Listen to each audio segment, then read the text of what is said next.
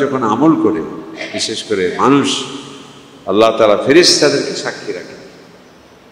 যেহেতু এই ফেরেশতারা কি করেছিল, মানব সৃষ্টির ক্ষেত্রে তারা আপত্তি জানিয়েছিলেন যে আল্লাহ, এই মানুষকে কেন আপনি সৃষ্টি করবেন? যখন আল্লাহ তাআলা বলেন ইন্নী জাইলুন ফিল আরদি খলিফা, আমি মানুষ সৃষ্টি করতে চাই, ফেরেশতারা বললেন আয় আল্লাহ, এই মানুষ তারা তো সন্ত্রাসী হবে, তারা ঝগড়া করবে, তারা রক্তপাত করবে, তারা খুনি হবে, মাস্তান হবে, সন্ত্রাসী হবে।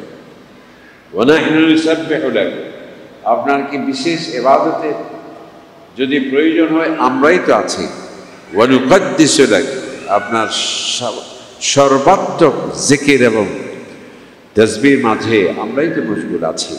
আল্লাহ তাআলা বলেন ইন্নী আ'লাম মা লা তা'লামুন, এই মানব সৃষ্টির পিছনে কি উদ্দেশ্য আছে এটি আমি জানি, তোমরা জানো না। তো এই জন্য বান্দা যখন কোনো ভালো কাজ করে, যেমন আরাফাতের ময়দানে হাজিরা যখন আরাফাতের ময়দানে উপস্থিত হয়, এমন একটি ব্যবস্থা সেখানে করা হয়েছে, বান্দা তার সৌন্দর্যকে ত্যাগ করে স্বাভাবিক ড্রেস পরতে পারে, মাথায় কোনো টুপি নেই, পায়ে কোনো ভালো স্যান্ডেল নেই, যে কোনো দামি জুতো আপনি পরতে পারবেন, এবং সেখানে কোনো কি নেই, একেবারে খোলা আকাশের নিচে মরুভূমির উপর শুয়ে আছে, তার ব্যক্তিত্ব, তার আভিজাত্য সমস্ত কিছুকে উৎসর্গ করে। তখন আল্লাহ পাক সুবহানাহু ওয়া তাআলা ফেরেশতাদেরকে আবার ডাক দিয়ে বলে যে দেখো বান্দারা, দেখো আমার ফেরেশতারা, তোমরাই তো বলেছিলে যে তারা তাদের ব্যাপারে ভেটো দিয়েছে, আজকে দেখো তাদের পরিবার পরিজনকে ত্যাগ করে এই আরাফার প্রান্তরে তারা আসছে। ধুলিতে মাটিতে তাদের শরীর আজ ধুলিতে মিশ্রিত, উস্কু খুস্কু চুল, আতর ব্যবহার তারা করছে না, ভালো জুতো নেই, তারা আমাকে দেখেও নাই, তারা জান্নাতকে তারা দেখে নাই, জাহান্নাম তারা দেখে নাই। এত সত্ত্বেও জান্নাত পাওয়ার কি আশা পাবে, জাহান্নাম থেকে পরিত্রাণের কি ভয় ভীতি তাদের চোখে মুখে, কি কান্না তাদের, আমাকে না দেখা সত্ত্বেও আমার প্রতি কি আবেগ তাদের। আল্লাহ পাক সুবহানাহু ওয়া তাআলা তখন বলে ইন্নী উশহিদুকুম, আমি তোমাদেরকে, ইন্নী উশহিদুকুম, আমি তোমাদেরকে সাক্ষী রেখে বলতে চাই যে আমি আরাফাতে যারা আসছে ইখলাসের সাথে আমি তাদেরকে ক্ষমা করে দিলাম। সুবহানাল্লাহ। আল্লাহুম্মা সাল্লি আলা মুহাম্মদ ওয়া আলিহি ওয়া আসহাবিহি ওয়া বারিক ওয়া সাল্লিম, সাল্লাল্লাহু আলা সাইয়্যিদিনা মুহাম্মদ ওয়া আলিহি ওয়া আসহাবিহি ওয়া বারাকা ওয়া সাল্লাম। أما بعد فأعوذ بالله من الشيطان الرجيم. بسم الله الرحمن الرحيم. إنا أنزلناه في ليلة القدر وما أدراك ما ليلة القدر. ليلة القدر خير من 1000 شهر. تنزل الملائكة والروح فيها بإذن ربهم من كل أمر سلام. سلام هي حتى مطلع الفجر. সম্মানিত উলামায়ে কিরাম, মুসল্লি ভাইরা, পর্দার আড়ালে মুসল্লিয়াত মা বোনেরা, আসসালামু আলাইকুম ওয়া রাহমাতুল্লাহি ওয়া বারাকাতুহু। আলহামদুলিল্লাহ, আল্লাহ পাকের শুকর, আমরা পবিত্র রমাদানের তৃতীয় জুমাতে আল্লাহর ঘরে সুস্থভাবে সিয়াম মাধ্যমে নৈকট্য অর্জনের জন্য ইবাদতের ভরা এই মৌসুমে আল্লাহ তাআলা আমাদেরকে সুস্থ রেখেছেন, রমাদান দিয়েছেন, সিয়াম করার সৌভাগ্য দিয়েছেন, শারীরিক সক্ষমতা দিয়েছেন, ঈমানের উপর রেখেছেন, সেই জন্য আমরা শুকরিয়া আদায় করছি আলহামদুলিল্লাহ। আমরা রহমতের দশক অতিক্রম করেছি, আমরা এই আশা করছি যে আল্লাহ তাআলা আমাদেরকে রহমত দিয়ে, অফুরন্ত রহমত দিয়ে আমাদেরকে সমৃদ্ধ করেছেন, রহমত আমরা পেয়েছি। আমরা মাগফিরাতের দশক অতিক্রম করেছি এবং আমরা আশা করছি আমাদের ফরিয়াদ, আমাদের আর্তনাদ, আমাদের তওবা 5 ওয়াক্ত নামাজের পর, তারাবির নামাজের পর, তাহাজ্জুদের পর, ইফতারের সময়, সেহরির সময়, দোয়া কবুলের অন্যান্য গুরুত্বপূর্ণ সময়ে আমরা বারবার বলেছি যে আল্লাহ আমাদের ক্ষমা করে দিন, আমাদের ক্ষমা করে দিন। আমরা আশা করছি এই মাগফিরাতের দশকে আল্লাহ তাআলা আমাদেরকে, আমাদের আহ্বান সাড়া দিয়েছেন, আল্লাহ তাআলা আমাদেরকে মাগফিরাত দিয়ে আমাদেরকে পাপশূন্য করেছেন, মাসুম করেছেন। আলহামদুলিল্লাহ। আজকে থেকে রমাদানের সবচেয়ে বেশি চুম্বক দশক, আকর্ষণীয় দশক, আল-ইতক মিনান নার, যে জাহান্নাম থেকে মুক্তি, এই শেষ দশক আজকে থেকে শুরু হবে। এবং এই শেষ 10 রাত্রিতে আমরা কোনো ধরনের যাতে আলস্য আমাদেরকে পেয়ে না বসে, কোনো শপিংয়ে নয়, কোনো মার্কেটিংয়ে নয়, দিক বিদিক ঘোরাফেরা নয়, খতম শেষ হয়েছে বলে তারাবির নামাজের ক্ষেত্রে উদাসীনতা নয়, বরং এ মাসে আমরা গত 10 দিন 20 দিন যেভাবে ব্যবহার করেছি তার চাইতেও বেশি, আরও বেশি ইবাদতের মাত্রাকে আরও বাড়িয়ে দেওয়ার সেই উৎসাহ উদ্দীপনা নিয়ে আমরা যাতে শেষ দশকে আল্লাহ তাআলা ইবাদত করতে পারি, সেই তৌফিক আল্লাহ তাআলা আমাদেরকে দান করুন, আমিন। কারণ নবী করিম সাল্লাল্লাহু আলাইহি সাল্লাম, বুখারী শরীফে আসছে, মুসলিম শরীফে আসছে, ইযা জাআ আল-আশরুল আওয়াখির, যখন রমজানের শেষ 10 রাত্রি আসতো, শাদ্দা মিজারা ওয়া আইকাদা আহলা ওয়া আহইয়া আল-লাইলা কুল্লাহা। নবী করিম সাল্লাল্লাহু আলাইহি ওয়াসাল্লাম যখন রমজানের শেষ দশকে আসতেন, শাদ্দা মিজারা, অর্থাৎ তিনি পূর্ণ প্রস্তুতি গ্রহণ করতেন এবং সর্বাত্মক প্রচেষ্টা নিয়ে এই শেষ দশকে আল্লাহ পাক সুবহানাহু ওয়া তাআলা বিশেষ ইবাদতের জন্য সর্বাত্মক প্রস্তুতি, এবং তিনি নিজে কেবল নন।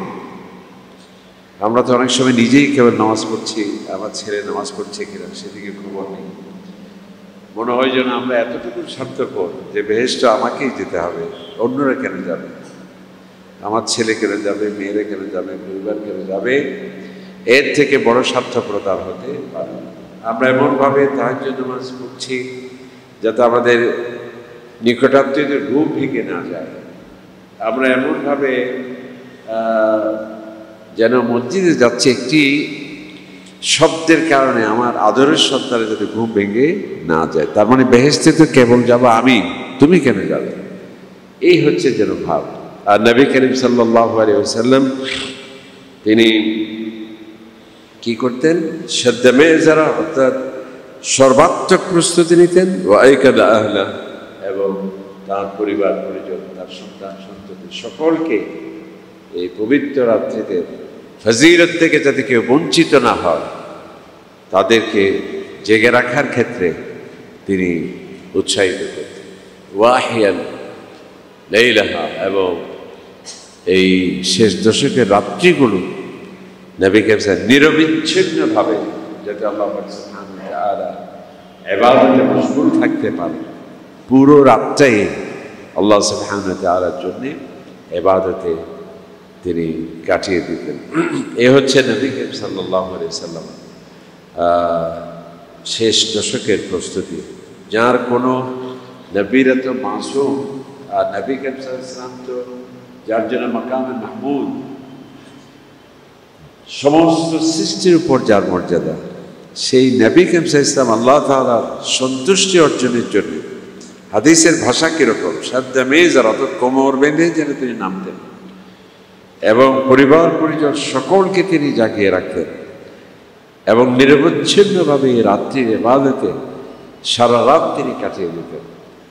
আর আজকে আমাদের কি অবস্থা? যাই হোক, এই শেষ দশক আসছে রমজানের, এবং আজকে থেকে পবিত্র লাইলাতুল কদরের রাত্রিও আমাদের কাছে উপস্থিত। রমজানের মর্যাদা কোরআনের কারণে, এবং এই লাইলাতুল কদরের মর্যাদা, এত বড় মর্যাদা এবং সম্মান কোরআনের পাকে একটি রাত্রির নামে কোরআন শরীফের সূরা, সেটা হলো লাইলাতুল কদর। ইন্না আনজালনাহু ফি লাইলাতুল কদর। এই রাত্রির কত বড় মর্যাদা যে এই রাত্রির নামে সুনির্দিষ্ট একটি সূরা আল্লাহ পাক সুবহানাহু ওয়া তাআলা নাযিল করেছেন, যে আমি এক পবিত্র রাত্রিতে কোরআন নাযিল করেছি। এরপরে মর্যাদার প্রসঙ্গে আল্লাহ সুবহানাহু ওয়া তাআলা প্রশ্ন করছেন আমাদের নবীজিকে, ওমা আদরাকা, আপনি কি জানেন হে আমার হাবিব এই রাত্রির মর্যাদা কি? লাইলাতুল কদরে খায়রুম মিন আলফি শাহর, 1000 মাস ইবাদত করলে যা সওয়াব পাবে, কেবল একটি রাত্রিতে ইবাদত করলে তার চাইতে বেশি সওয়াব। এবং এই সূরা নাজিলের সুনির্দিষ্ট প্রেক্ষাপট রয়েছে। নবী করিম সাল্লাল্লাহু আলাইহি ওয়াসাল্লাম তিনি বনী ইসরাঈলের অনেক আল্লাহর বান্দাদের সে বয়ান দিচ্ছিলেন যে 1000 মাস যারা কি করলো, সারাদিন রোজা রেখেছে, সারা রোজা রেখেছে এবং আল্লাহর রাস্তায় জিহাদও করেছে এবং সারা রাত্রিতে ইবাদতে কাটিয়ে দিয়েছে। অনেক আল্লাহর বান্দারা সাহাবায়ে মনে করলেন, আহারে আমরা তো সে 100, 200, 400, 500 বছর হায়াত তো আমাদের হবে না, তাহলে তো আমরা সওয়াবের ক্ষেত্রে পিছিয়ে যাচ্ছি। যদি আমরা শ্রেষ্ঠ জাতি, শ্রেষ্ঠ নবী আমরা পেয়েছি, শ্রেষ্ঠ কিতাব আমরা পেয়েছি।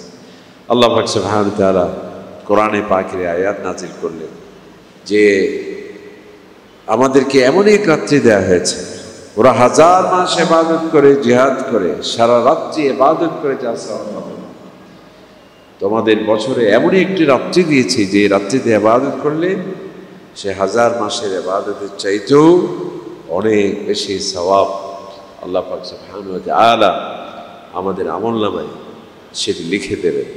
এবং এটি এমন একটি রাত্রি, তানাজ্জালুল মালায়েকাতু ওয়ার রূহ, এই রাত্রির সম্মানে মর্যাদা হযরত জিবরাইলের নেতৃত্বে লক্ষ লক্ষ ফেরেশতা, কোটি কোটি ফেরেশতা এই জমিনে তারা আছে। আমরা যখন রাষ্ট্রের কোনো একটা বিশেষ দিবস হয়, সেটি রাজা বাদশার দরবারে যখন জনগণের জন্য মুক্ত করা হয়, সেখানে অনেক সাজসজ্জা হয়, অনেক বাহিনী থাকে উত্তম পোশাক নিয়ে অভিবাদন জানানোর জন্য। আর আল্লাহ পাক সুবহানাহু ওয়া তাআলার কাছে বান্দা ধর্ণা দেবে এই পবিত্র রাত্রিতে। এটি এমন একটি রাত্রি 1000 মাসের চাইতেও উত্তম। সেই রাত্রির সম্মান এবং মর্যাদা আল্লাহ পাক সুবহানাহু ওয়া তাআলার পক্ষ থেকে বিশেষ বাহিনী, বিশেষ পোশাকে হযরতে যিনি ফেরেশতাদের সর্দার হযরত জিবরাইলের নেতৃত্বে এই পৃথিবীতে আসে। এটি কোনো অসমর্থিত কি নয়, কোনো বর্ণনা নয় যে হাদিসের বর্ণনাকারীর ক্ষেত্রে কথা বলবে সেরকম বিষয় নয়, সরাসরি প্রাণশিবায় তানাজ্জালুল মালায়েকা ওয়ার রূহ, সকল ফেরেশতারা হযরত জিবরাইলের নেতৃত্বে এই পৃথিবীতে আসে। এমনকি একটি হাদিসে আসছে যে ফেরেশতাদের এত সর্বোচ্চ সংখ্যক আসে যে গোটা পৃথিবীতে আর ঠাঁই থাকে না, মানে এত প্রচণ্ড ভিড় হয়ে যায় এই জিবরাইলের নেতৃত্বে যারা আসে। এই ফেরেশতাদেরকে পাঠানো হয় অনেকগুলো কারণ। একটি কারণ হচ্ছে পবিত্র রাত্রির সম্মান এবং মর্যাদা, বিশেষ পুরস্কার দেওয়া হবে, মর্যাদা দেওয়া হবে, সেই জন্যে বিশাল বাহিনীর ফেরেশতাদের যেন একটি সংবর্ধনা অনুষ্ঠান যেন ছিল। আরেকটি হলো যে ফেরেশতারা বান্দাদের অনেক ত্রুটি বিচ্যুতি থাকতে পারে, যে তাদের অনেক সীমাবদ্ধতা থাকতে পারে, তাদের অনেক অতীতের গুনাহ খাতা থাকতে পারে, তাদের আবেদনে দরখাস্তের মাঝে অনেক কিছু ভুল ত্রুটি থাকতে পারে। কোনো ধরনের যাতে ভুল ত্রুটি বা সীমাবদ্ধতা এইগুলো যাতে এই পবিত্র রাত্রিতে আল্লাহ তাআলার পক্ষ থেকে বিশেষ এই প্রাপ্তি অর্জনে যাতে সে বঞ্চিত না হয়, সে যা দোয়া করবে ফেরেশতারা তার দোয়াতে আমিন আমিন বলে যায়। আল্লাহ আপনার বান্দা এত কষ্ট করছে, বিরিদ্র রাত্রি যাপন করছে, সে সমস্ত আরাম আয় সব কিছুকে বঞ্চিত করে আপনার এই পবিত্র রাত্রিতে আপনার হাবিবে পাককে অনুসরণ করে সে তওবা করছে, জিকির করছে, কোরআন তেলাওয়াত করছে। আমরাও তার দোয়াতে আমিন বলে আপনার কাছে আবেদন করছি, যায় আল্লাহ আপনার এই বান্দাকে আপনি ক্ষমা করে দেবেন। সুবহানাল্লাহ। ফেরেশতারা আল্লাহর বান্দাদের সাথে মোলাকাত করছে, আলিঙ্গন করছে, মুসাফা করছে, আপনার আশেপাশে যে দোয়া করছেন সে দোয়াতে আমিন বলছে। আরেকটি কারণ হলো আল্লাহ পাক সুবহানাহু ওয়া তাআলা বান্দা যখন আমল করে, বিশেষ করে মানুষ, আল্লাহ তাআলা ফেরেশতাদেরকে সাক্ষী রাখে। যেহেতু এই ফেরেশতারা কি করেছিল, মানব সৃষ্টির ক্ষেত্রে তারা আপত্তি জানিয়েছিলেন যে আল্লাহ এই মানুষকে কেন আপনি সৃষ্টি করবেন, যখন আল্লাহ তাআলা বলেন ইন্নী জাইলুন ফিল আরদি খলিফা, আমি মানুষ সৃষ্টি করতে চায়। ফেরেশতারা বললেন, আয় আল্লাহ, এই মানুষ তারা তো সন্ত্রাসী হবে, তারা ঝগড়া করবে, তারা রক্তপাত করবে, তারা খুনি হবে, মাস্তান হবে, সন্ত্রাসী হবে। ওয়ানাহনু নুসাব্বিহু লাক, আপনার কি বিশেষ ইবাদতের যদি প্রয়োজন হয় আমরাই তো আছি। ওয়া নুকদ্দিসু লাক, আপনার সর্বাত্মক জিকির এবং তাসবিহর মাঝে আমরাই তো মশগুল আছি। আল্লাহ তাআলা বলেন, ইন্নী আ'লাম মা লা তা'লামুন, এই মানব সৃষ্টির পিছনে কি উদ্দেশ্য আছে এটি আমি জানি, তোমরা জানো না। তো এই জন্যে বান্দা যখন কোনো ভালো কাজ করে, যেমন আরাফাতের ময়দানে হাজিরা যখন আরাফাতের ময়দানে উপস্থিত হয়, এমন একটি ব্যবস্থা সেখানে করা হয়েছে, বান্দা তার সৌন্দর্যকে ত্যাগ করে স্বাভাবিক ড্রেস পরতে পারে, মাথায় কোনো টুপি নেই, পায়ে কোনো ভালো স্যান্ডেল নেই, যে কোনো দামি জুতো আপনি পরতে পারবেন, এবং সেখানে কোনো কি নেই, একেবারে খোলা আকাশের নিচে মরুভূমির উপর শুয়ে আছে। তার ব্যক্তিত্ব, তার আভিজাত্য সমস্ত কিছুকে উৎসর্গ করে। তখন আল্লাহ পাক সুবহানাহু ওয়া তাআলা ফেরেশতাদেরকে আবার ডাক দিয়ে বলে যে, দেখো বান্দারা, দেখো আমার ফেরেশতারা, তোমরাই তো বলেছিলে যে তারা তাদের ব্যাপারে ভেটো দিয়েছে, আজকে দেখো তাদের পরিবার পরিজনকে ত্যাগ করে এই আরাফার প্রান্তরে তারা আসছে। ধুলিতে মাটিতে তাদের শরীর আজ ধুলিতে মিশ্রিত, উস্কু খুস্কু চুল, আতর ব্যবহার তারা করছে না, ভালো জুতোও নেই তারা, আমাকে দেখেও নাই তারা, জান্নাতকে তারা দেখে নাই, জাহান্নাম তারা দেখে নাই। এত সত্ত্বেও জান্নাত পাওয়ার কি আশা পাবে, জাহান্নাম থেকে পরিত্রাণের কি ভয় ভীতি তাদের চোখে মুখে, কি কান্না তাদের, আমাকে না দেখা সত্ত্বেও আমার প্রতি কি আবেগ তাদের। আল্লাহ পাক সুবহানাহু ওয়া তাআলা তখন বলে, ইন্নী উশহিদুকুম, আমি তোমাদেরকে, ইন্নী উশহিদুকুম, আমি তোমাদেরকে সাক্ষী রেখে বলতে চাই যে আমি আরাফাতে যারা আসছে ইখলাসের সাথে আমি তাদেরকে ক্ষমা করে দিলাম। সুবহানাল্লাহ। ঠিক এখানেও এই লাইলাতুল কদরের রাত্রিতে, লাইলাতুল কদরে যে ফেরেশতাদেরকে পাঠানো হয়, অন্যতম আরেকটা উদ্দেশ্য হলো বান্দা যে এতেকাফে যাচ্ছে, একদিন দুদিন সমস্ত পরিবার পরিজন, ব্যবসা বাণিজ্য, জাগতিক সমস্ত ব্যস্ততা ফেলে সে যে এতেকাফে আসছে এবং সারা রাত্রি সে জেগে আল্লাহ তাআলা ইবাদত করছে, এগুলো যাতে প্রত্যক্ষভাবে ফেরেশতারা দেখে, তাদের যে আপত্তি দিয়েছিল সেটি, তাদের সেই প্রস্তাব যে সঠিক ছিল না সেটির জন্যই আল্লাহ পাক সুবহানাহু ওয়া তাআলা ফেরেশতাদেরকে সাক্ষী করার জন্য এই দুনিয়াতে প্রেরণ করেন। তানাজ্জালুল মালায়েকাতু ওয়ার রূহ, এবং ফেরেশতাদের জিবরাইলের নেতৃত্বে ফেরেশতারা এখানে আসে। সালাম ইয়া হাত্তা মাতলা'i, আল্লাহ সুবহানাহু ওয়া তাআলার পক্ষ থেকে শান্তির বাণী নিয়ে, এবং এই রাত্রি শুরু হয় সূর্যাস্তের পর সূর্যোদয় পর্যন্ত, ফজরের হওয়া পর্যন্ত এই সুনির্দিষ্ট রাত্রি, সেটির ফজিলত আল্লাহ সুবহানাহু ওয়া তাআলার পক্ষ থেকে অবারিতভাবে, অবিচ্ছিন্নভাবে আল্লাহ তাআলার পক্ষ থেকে সেটি বর্ষিত হতে থাকে।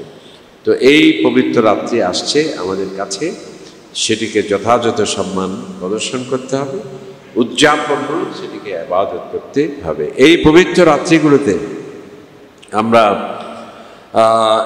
দিক বিদিক ঘুরেফেরা করলে চলবে না।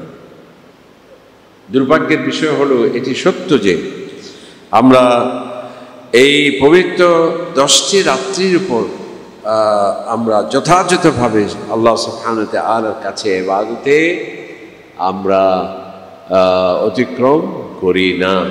আমাদের দেখা যাচ্ছে যে আমরা 5 দিন 6 দিন খতমে কোরআনের মাধ্যমে তারাবি শেষ করি, আর কোনো মসজিদের সাথে কোনো খবর নেই, রাত্রিতে কোনো ইবাদতের কোনো সুযোগ নেই।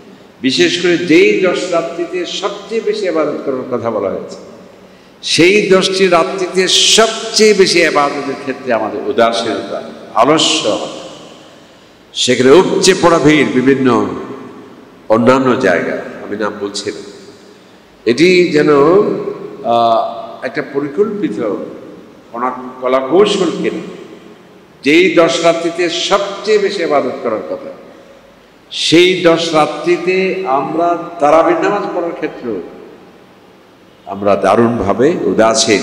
এই যুক্তি দিয়ে আমি তো 5 দিনে শেষ করেছি, 19 দিনে শেষ করেছি, অথচ আপনি বিগত 20টি রাত্রি যে ইবাদত করলেন তার চাইতেও বেশি ইবাদত করতে হবে এই 10টি রাত্রিতে।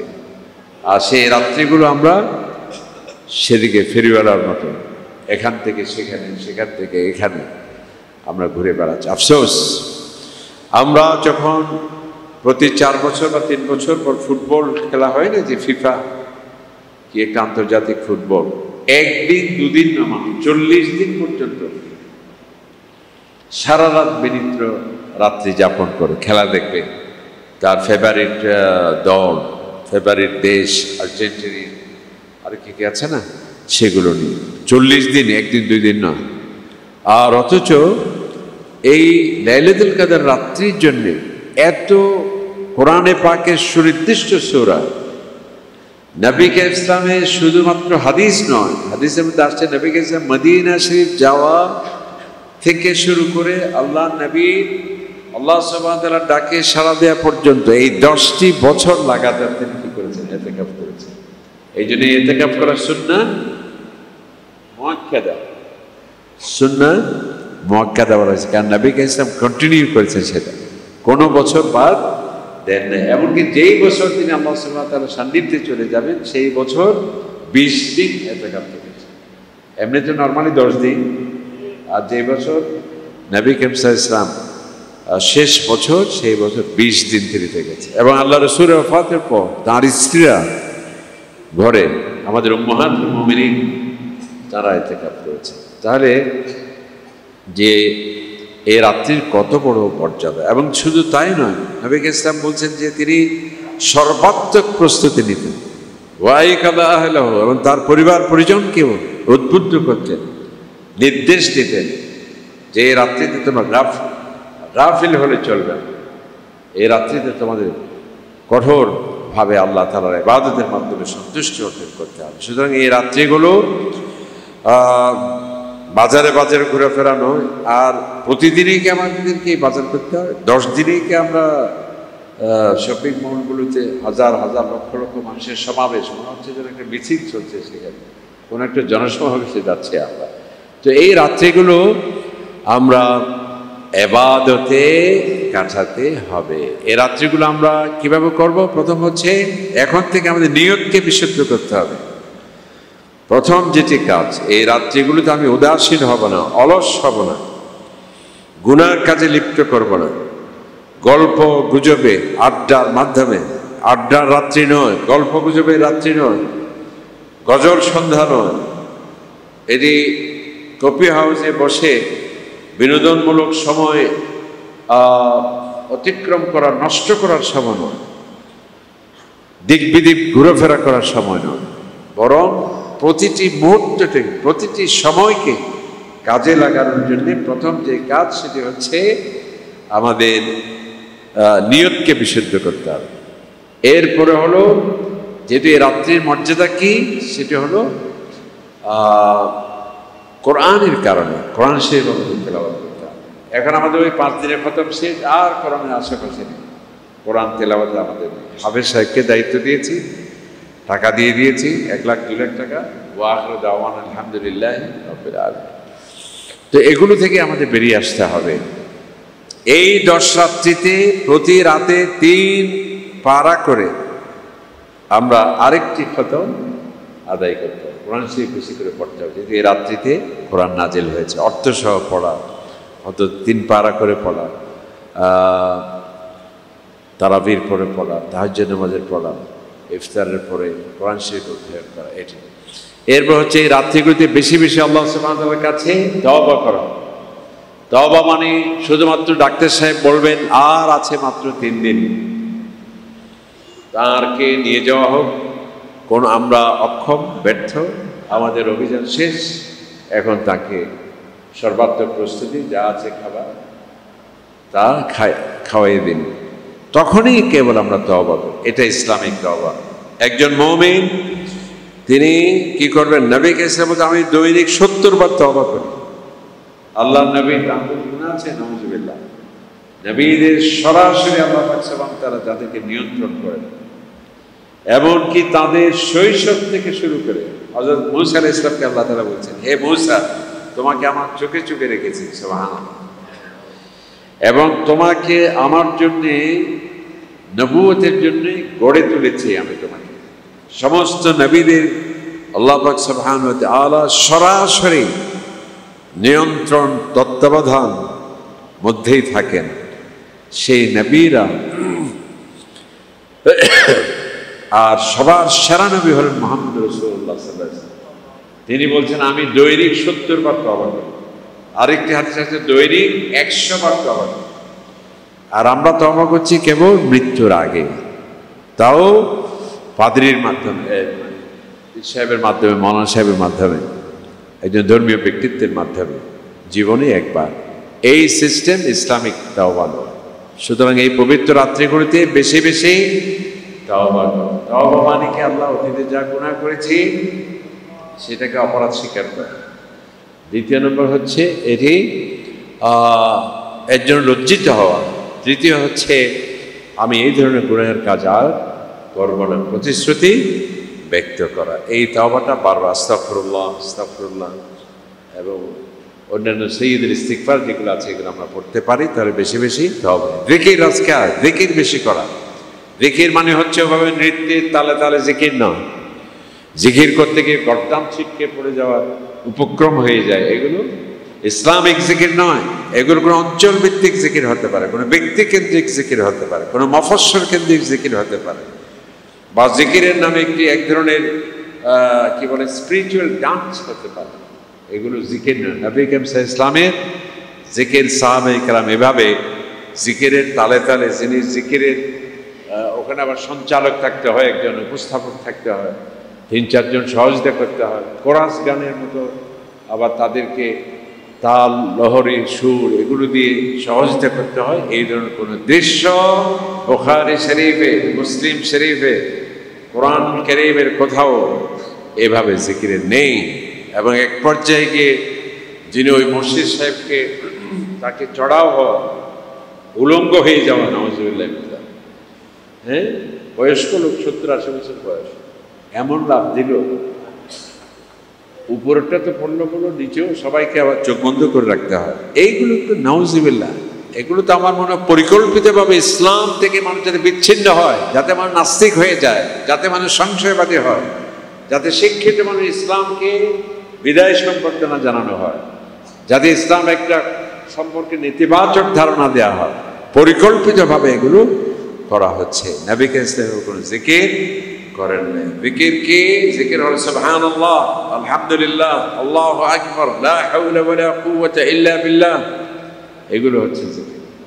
নবী সাল্লাল্লাহু আলাইহি ওয়াসাল্লাম দরুদ শরীফ পড়া, সালাত ও সালাম, আল্লাহুম্মা সাল্লি আলা মুহাম্মদ সাল্লাল্লাহু আলাইহি ওয়াসাল্লাম, এই দরুদ শরীফগুলো বেশি করে পড়া এবং জিকির আযকার বেশি করা। এই রাত্রিগুলোতে জিকির আছে, সুবহানাল্লাহ ওয়া বিহামদিহি, সুবহানাল্লাহিল আযীম।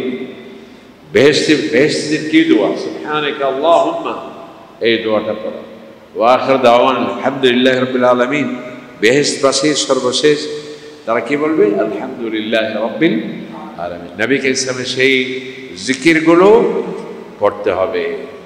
অমুক সাহেবের ওই কুতুবদিয়ার জিকির, রাঙ্গুনিয়ার জিকির, পার্বত্য চট্টগ্রাম অমুক অঞ্চলের খুবই কি এই ধরনের কোনো জিকির চলবে না। জিকির চলবে মদিনার জিকির, জিকির চলবে কোরআনের জিকির, জিকির চলবে নবী সাল্লাল্লাহু আলাইহি ওয়াসাল্লামের হাদিসের জিকির। সুতরাং কারো প্যাকেজ জিকির ইসলাম, এগুলো জিকির নয়, এগুলো পক্ষান্তরে ফিকির, ফন্দি ফিকির, এগুলো ইসলাম এলাও করে না। সুতরাং ইসলামী তরিকা অনুযায়ী আপনাকে জিকির করতে হবে। আপনার জিকিরের কারণে আশেপাশের লোক ভুল যেতে পারবে না। এই ধরনের রীতিনীতি পরিবর্তন সিস্টেম কে বলেছে আপনার? এই ধরনের তো হতে পারবে। নবী সাল্লাল্লাহু আলাইহি ওয়াসাল্লামের সেই জিকির আমাদের করা লাগবে। এরপর হলো আল্লাহ নবীর প্রতি দরুদ শরীফ পড়তে হবে। আমরা তো কেবল দরুদ শরীফ পড়ি ওয়াজ মাহফিলে শুরুতে এবং শেষ দিকে। কখন একটা মাহফিল হবে 1 বছর 2 বছর পর, সেখানে দরুদ শরীফ পড়বে, বা কখন জুমার নামাজ হবে, জুমার নামাজের পরে সবাই মিলে একটু দরুদ শরীফ পড়বে। এটাই নাকি একজন সাহেব বলেন, ইয়া রাসূলুল্লাহ, আমি যদি রাত্রির 3 ভাগের 1 ভাগ জিকির করি হয়ে যাবে? আল্লাহ রাসূল বললেন যে আরো তুমি বাড়াতে পারো। সুবহানাল্লাহ। একজন বলল, ইয়া রাসূলুল্লাহ, আমি যদি রাত্রির অর্ধেক আপনার জিকিরের মধ্যে কাটিয়ে দিই তা কি হবে? বলছে তুমি আরো বাড়িয়ে দাও। সুবহানাল্লাহ।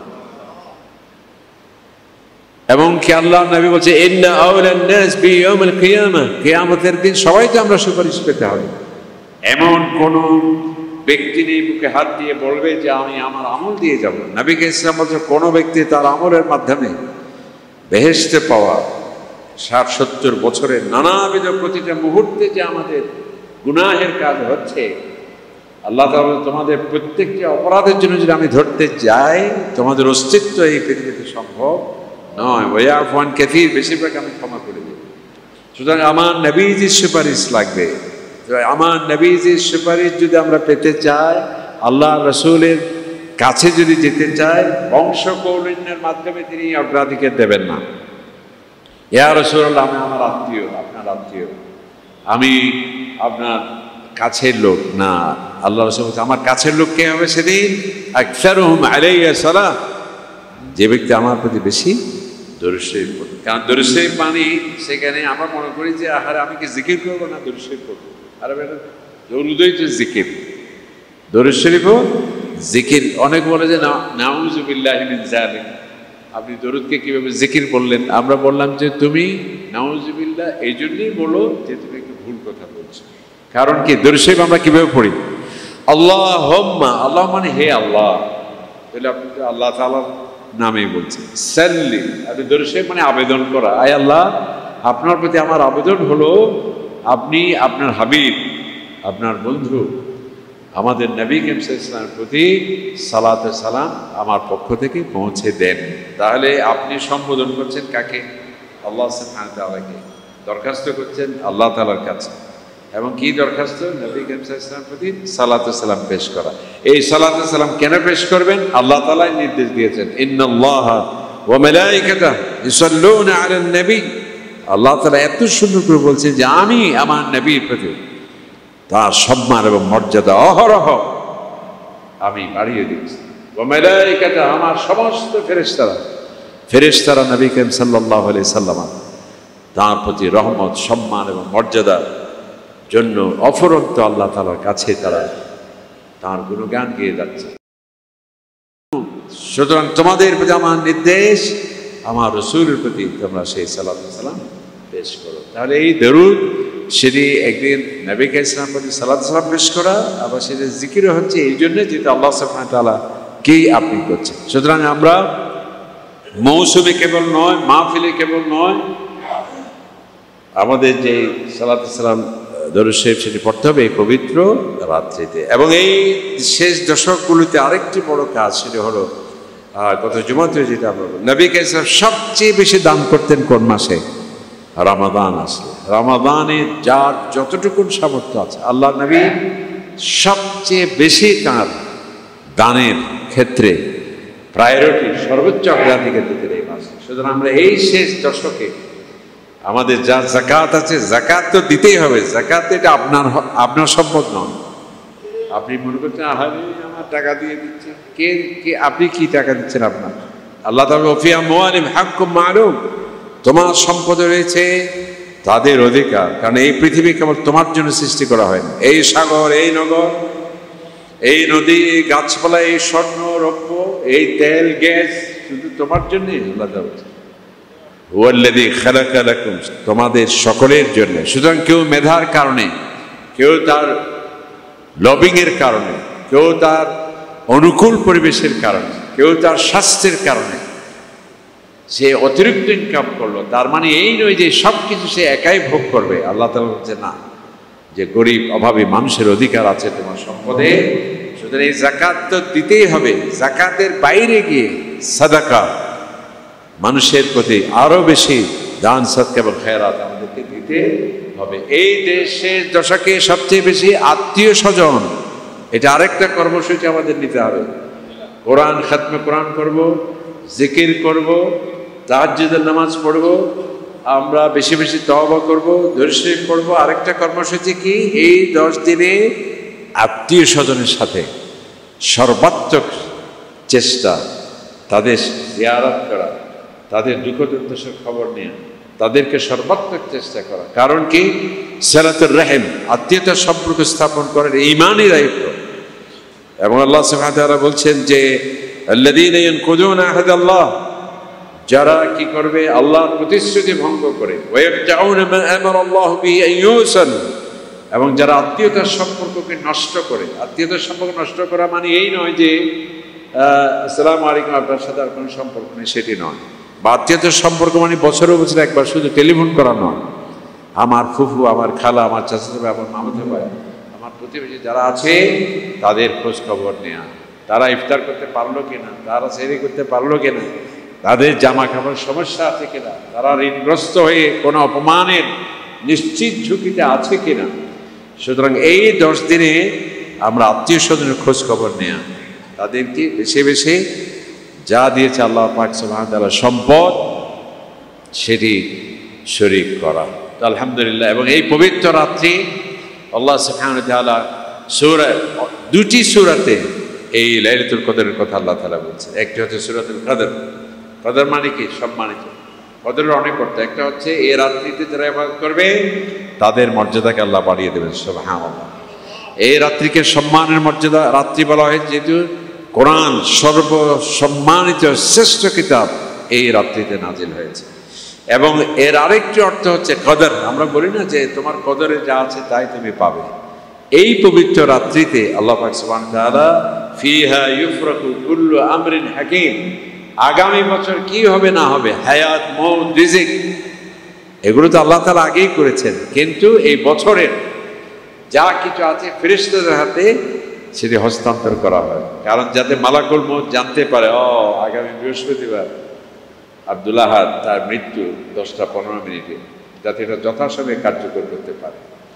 এবং কি বিপদ আপদ মুসিবত রিজিক সবকিছু জিবরাইল, মিকাইল, ইসরাফিল সমস্ত 4 প্রধান ফেরেশতা সহ তাদের কাছে নথিপত্র দেওয়া হয় বান্দা। সুতরাং এই গুরুত্বপূর্ণ রাত্রি, যেতে এত গুরুত্বপূর্ণ সিদ্ধান্তগুলো হচ্ছে, এগুলো খেলাধুলায় নয়, আড্ডাতে নয়, শপিংয়ে নয়।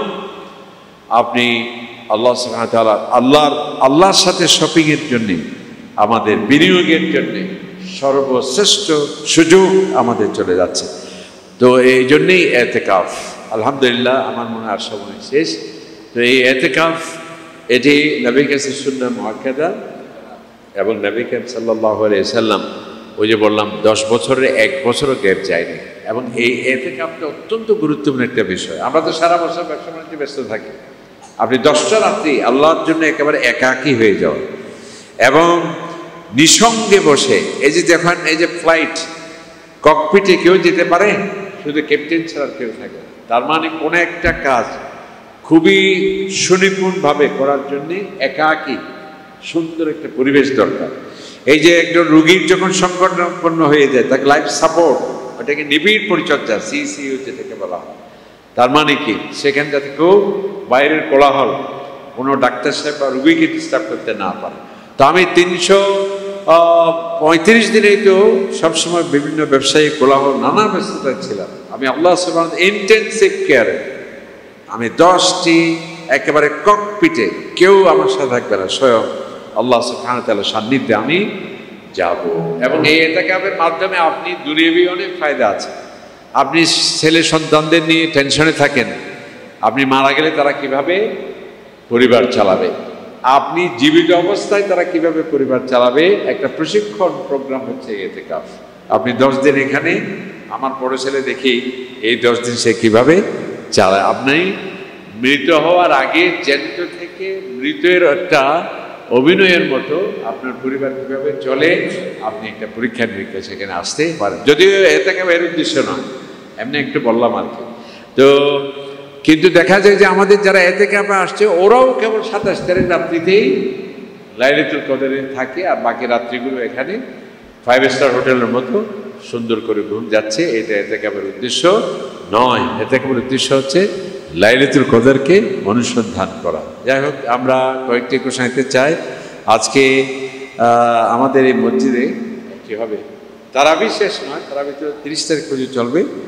আজকে রাত্রি খাতমে কোরআন হবে সিডিএ মসজিদে। এবং আপনারা জানেন যে এবার 3 জন সেরা হাফেজ, যারা আন্তর্জাতিক বিভিন্ন প্রতিযোগিতায় সৌদি আরবে, কুয়েত, কাতার, বাহরাইনে ফার্স্ট হয়েছে, সেকেন্ড হয়েছে, এরকম 3 জন হাফেজকে আমরা পেয়েছি। তাদের সুললিত কণ্ঠে কোরআনে পাকের তেলাওয়াত আজকে সেটি শেষ হবে। এবং আমাদের বিএম মুফিজুর রহমান সাহেব আজহারি উনি আলোচনা রাখবেন। এবং সবচেয়ে বড় আকর্ষণ হচ্ছে আজকে আমরা মহান আল্লাহ সুবহানাহু ওয়া তাআলার কাছে খাতমে কোরআনের সর্বশেষ মুনাজাত পরিচালনার জন্য অনুরোধ করেছি আমাদের আন্তর্কিল্লা শাহী জামে মসজিদের মাননীয় খতিব মহোদয় এবং মাননীয় গভর্নর এবং যিনি সৈয়দ আনোয়ার হোসেন তাহের জুবের আল মাদানী হুজুর আসবেন ইনশাআল্লাহ।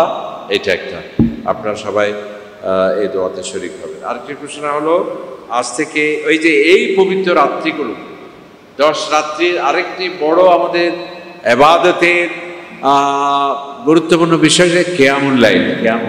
একসময় কিয়ামুল লাইল শুধুমাত্র এই মসজিদে ছিল, আমাদের আন্তর্কিল্লা শাহী জামে মসজিদ ছিল। এখন আলহামদুলিল্লাহ বাংলাদেশের প্রায় প্রতিটি মসজিদেই কিয়ামুল লাইল হয়। তো আমরা এই মসজিদে এক এক টাইমে হয়।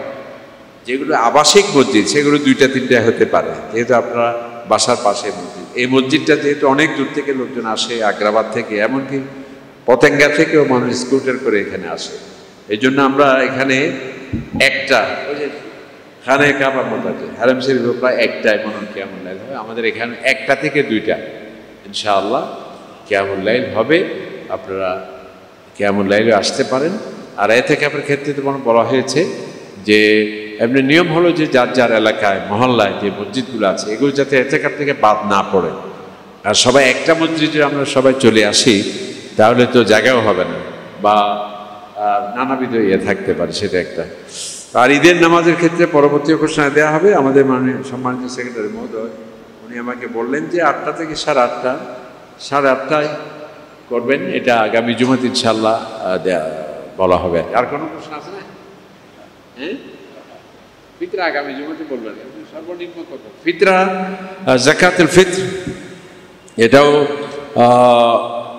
আমরা আগামী জুমা বা ইসলামিক ফাউন্ডেশন নিশ্চয়ই ঘোষণা দিয়েছে যে সর্বনিম্ন কত যেন আমি জানি না, ভুলে গেছি। তো ফিতরার ক্ষেত্রে নবী করিম সাল্লাল্লাহু আলাইহি ওয়াসাল্লাম ফিতরার ক্ষেত্রে সবচেয়ে উত্তম হলো খাবার দিয়ে দেয়া। যেই দেশে যেটা প্রধান খাদ্য, আমাদের প্রধান খাদ্য কি চাল, তো সেটা দিয়ে দেয়াটা সুন্নাহ। কিন্তু উলামায়ে কেরাম জায়েজ বলেছেন যে সবাইকে এভাবে খাবার দেওয়াটা অসম্ভব হয়ে যায়, বা মানুষের জন্য যা উপকার হয় সেটাতে দেওয়া উত্তম বলে কেউ কেউ টাকা বা নগদ অর্থ পয়সা দিয়েও দেওয়া জায়েজ আছে। তবে উত্তম হলো খাবারের মাধ্যমে দেয়া। আপনি মধ্যপ্রাচ্যে কেউ কিন্তু নগদ টাকা দিয়ে কি দেয় না, সাদকাতুল ফিতর দেয় না। তারা আগে থেকে সেখানে চাল, ডাল কিংবা কিশমিশ, খেজুর। তো এক্ষেত্রে আমাদের ইসলামিক ফাউন্ডেশন বেশ কয়েক বছর থেকে তারা দারুণ একটা সিদ্ধান্ত নিয়েছে, যে আমরা অনেক আগে থেকে বলছি, এখন রাষ্ট্রীয়ভাবে সেটা নেওয়া হয়েছে যে প্রত্যেকেই একই টাকায় ফিতরা না দিয়ে আপনি যদি ভালো আজওয়া খেজুর দিয়ে দেন তাহলে হবে হয়তো 7-8 হাজার টাকা হবে। আর কেউ যদি চাল দিয়ে দেন মাত্র 100 টাকা বা 150 টাকা, কেউ যদি জব দিয়ে দেন, কিশমিশ দিয়ে দেন। তো নবী করিম সাল্লাল্লাহু আলাইহি ওয়াসাল্লাম বিভিন্ন খাবারের কথা বলেছেন। এটার কয়েকটা হিকমত। একটা হচ্ছে ইসলাম যে সারা বিশ্বে ছড়িয়ে যাবে, নবীকে ইসলাম তিনি যে আল্লাহর নবী, এটার বড় প্রমাণ হচ্ছে এটা। আরব দেশে তো শুধুমাত্র খেজুর ছিল, কিন্তু তিনি সমস্ত জব, কিশমিশ এগুলো বলছেন কেন? সারা পৃথিবীর সমস্ত প্রধান খাদ্যের এখানে নামটা চলে আসছে। তার মানে ইসলাম শুধু মক্কা মদিনায় থাকবে না, সারা পৃথিবীতে যাবে। এটি আল্লাহর নবী আগে থেকেই ঘোষণা দেন। যাই হোক, আমাদের মনে সময় অনেক হয়েছে। আপনারা এই সাদকাতুল ফিতর এক্ষেত্রেও যাতে আমরা উদাসীন না হই, আল্লাহ রাসূল বলে, এবং সেটা অবশ্যই আদায় করতে হবে। এবং এটার উদ্দেশ্য হলো ঈদের আনন্দ শুধুমাত্র যারা সক্ষম ব্যক্তি তারাই কেবল ঈদের আনন্দ করবে, আর বাকিরা তারা ভিক্ষা নিয়ে ওই দিন ব্যস্ত থাকবে তা হতে পারে না। এবং ইসলামই একমাত্র ধর্ম যে পৃথিবীতে অন্তত দুদিন কেউ ফকির থাকতে পারবে না, কেউ অভাবী থাকতে পারবে না। কি দিন? একটি হচ্ছে ঈদ উল ফিতর। আমরা সাদকাতুল ফিতরের মাধ্যমে সেদিন যাতে কোনো মানুষ একদিনের জন্য কেউ অভাবে থাকতে পারবে না। আর হচ্ছে ঈদ উল আযহা, সেটাও আমরা যে কোরবানি যে এতিম এবং ফকির মিসকিনকে দেয়া হয়, সেটাও কিন্তু এই লক্ষ্য এবং উদ্দেশ্য। আল্লাহ তাআলা তৌফিক দিন। আমিন। আসসালামু আলাইকুম। IUB media.